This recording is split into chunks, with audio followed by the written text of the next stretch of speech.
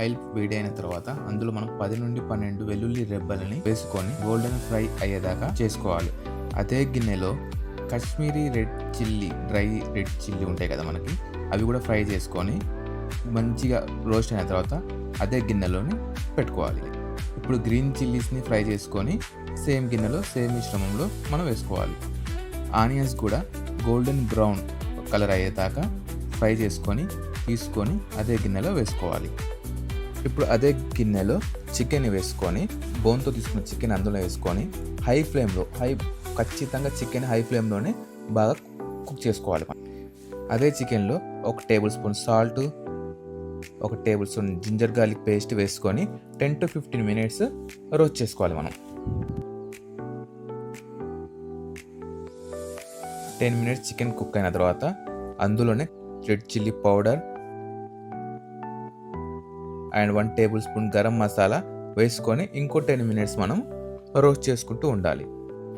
Chicken కొంచెం cook అయ్యాక మంచి రోస్ట్ అయ్యాక అందులో మనం వాటర్ యాడ్ చేసుకొని 10 to 20 మినిట్స్ వాటర్ ఇంకిపోయేదాకా మంచిగా చికెన్ ఉడికేదాకా మనం రోస్ట్ చేసుకోవాలి. చికెన్ని మనం ఫ్రై చేసుకున్న ప్రతి ఇంగ్రీడియంట్ని బాగా ఇలా క్రష్ చేయాలి. చేతితోటి క్రష్ చేయాలి.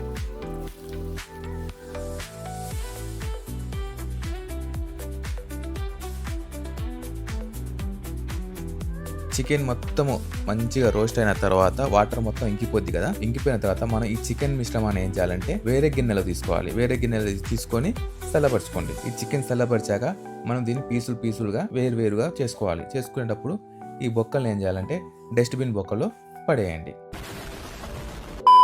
ఇప్పుడు మనం క్రష్ చేసిన ఆల్ ఇంగ్రీడియంట్స్ ఉన్నాయి కదా, దాంట్లోకి ఈ చికెన్ కలుపుకోవాలి. కలుపుకొని ఫైన్ చాప్ చేసిన ఆనియన్స్, కొత్తిమీర, లెమన్ జ్యూసు, కొంచెం సరిపడా సాల్ట్ వేసుకొని మంచిగా కలిపేసి చిన్న బాల్స్ చేసుకొని పక్కన పెట్టుకోండి. మీకు నచ్చిన విధంగా balls, small balls like this చేసి పక్కన పెట్టుకొని మీరు ఎప్పుడు కావాలంటే అప్పటికి అన్నంలోకి సర్వ్ చేసుకోవచ్చు. చలో, రెడీ టు ఈట్ చికెన్ భర్తా. తినేద్దాం.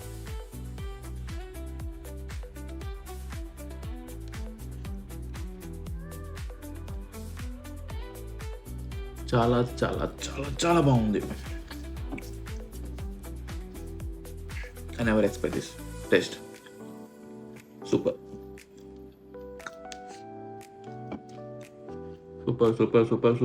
Super.